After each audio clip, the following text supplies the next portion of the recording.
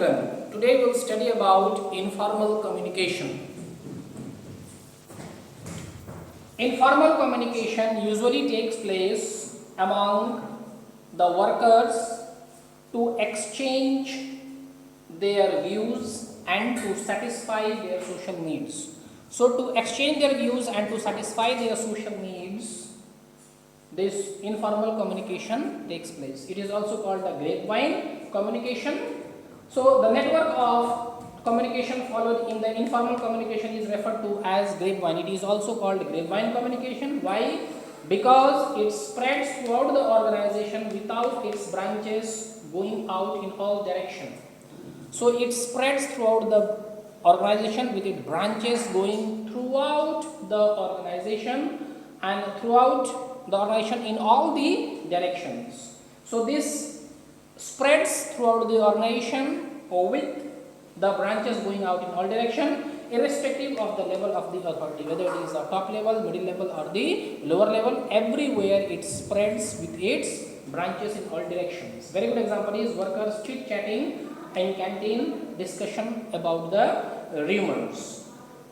Now, informal communication spreads rapidly but gets distorted sometimes. So it spreads very rapidly and it gets distorted sometimes. The source of informal communication cannot be easily detected. The source of or from where the informal communication has originated, it cannot be easily detected. It may be used by managers to transmit information quickly. So it is used by the managers to transmit the information quickly and to know the reactions of the subordinates regarding some communication. So for some communication, the managers use this informal communication to transmit the information quickly and to know the reactions of the subordinates.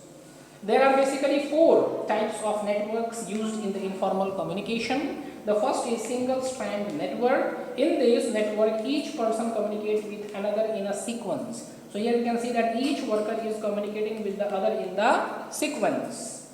Then second is gossip network. In this network, one person communicates with another in sequence. So here you can see one person and he is communicating with the others in the sequence. This is called gossip network. The third is probability network. In this network, any person can communicate with anyone randomly.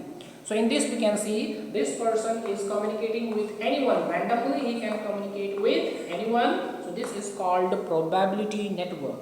The fourth one is cluster networks. This is the last network. In this, an individual communicate with only those people whom he trusts. So we can see this person can communicate with only those persons with whom he can trust. He is not trusting these people, so he is not communicating with these people.